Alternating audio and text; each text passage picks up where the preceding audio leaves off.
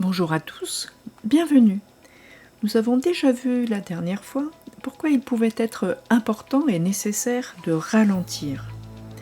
Maintenant, nous allons essayer de voir pourquoi il est important de faire une pause relaxation par la respiration ou, autrement dit, méditer. Quel impact cela peut avoir pour nous-mêmes, dans nos vies, agités, nous qui partons dans tous les sens et sommes souvent tendus, pressés, en train de courir d'une action, d'une activité à une autre. Les imprévus, les soucis, les inquiétudes peuvent provoquer ce qu'on appelle du stress. Le stress, c'est simplement une réaction du corps à une situation, une réponse du corps pour s'adapter à cette situation.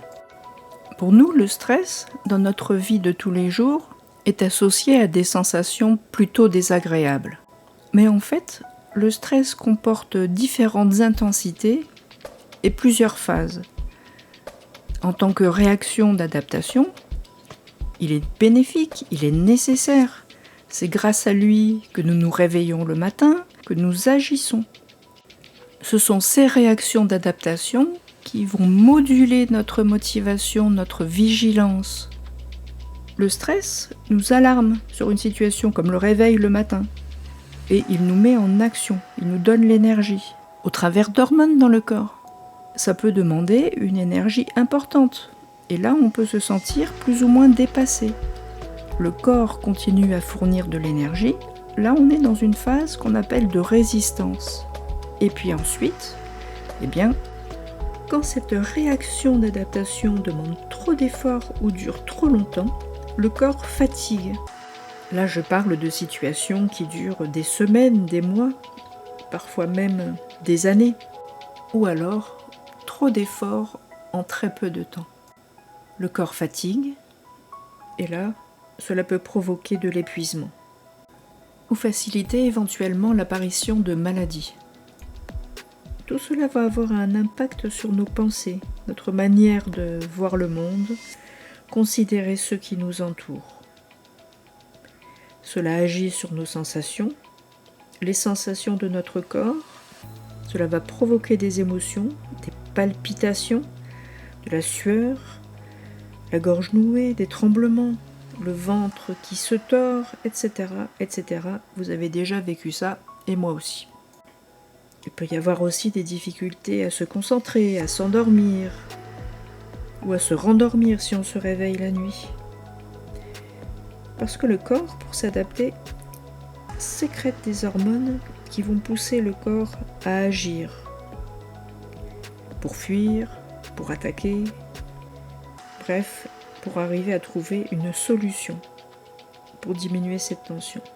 Et quand la tension est trop importante, le corps, par la respiration profonde, va produire d'autres hormones qui vont aider cette fois-ci à diminuer la pression. Aussi, pensez au cours de la journée. Ah oui, respirer au fait favorise la détente et plus de relaxation, autorise le corps à se sentir moins en danger. Et c'est bien là l'important, non ? Cette prise de recul, même minime, nous aide à être plus pleinement nous-mêmes, plus pleinement conscients de ce qui se passe dans l'instant. Cela peut aussi nous aider à prendre des décisions qui vont avoir un effet plus bénéfique, ou en tout cas être plus efficace. Nous pouvons aussi choisir ensuite quels aspects nous souhaitons développer, une fois que nous avons pris un peu conscience de là où nous en sommes. Mais dans un premier temps, il s'agit d'apprendre à regarder ce qui est, simplement regarder. Et ce n'est pas si simple, parce que nous nous en demandons toujours plus. Apprendre à regarder ce qui est, regarder ce cinéma intérieur de pensées et d'émotions qui s'agitent en tous sens. Nous apprendrons par la même occasion à laisser passer. Comme on dit, la vache qui regarde le train qui passe n'est pas le train des pensées s'entend. Et nous ne sommes pas une vache non plus, mais après tout, qu'est-ce que nous sommes ? On peut se poser la question. Nous avons de grandes et belles idées, ou très mauvaises, sur le genre de personnes que nous sommes, que nous pensons être, que nous devons être, que les autres pensent que nous devons être, etc. Tout cela ne favorise pas le calme mental. Donc il est important de pouvoir s'accorder des pauses pour regarder, pour mettre les choses un peu plus à plat, s'accorder la distance nécessaire pour voir ce qui ressort réellement. Pour arriver à faire cela, eh bien, évidemment, il va falloir s'entraîner.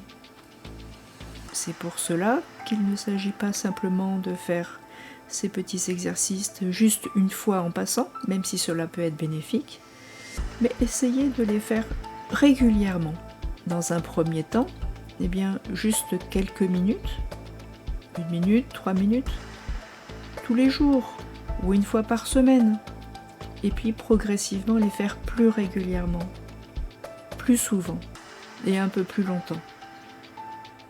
La répétition, la régularité va avoir un impact très bénéfique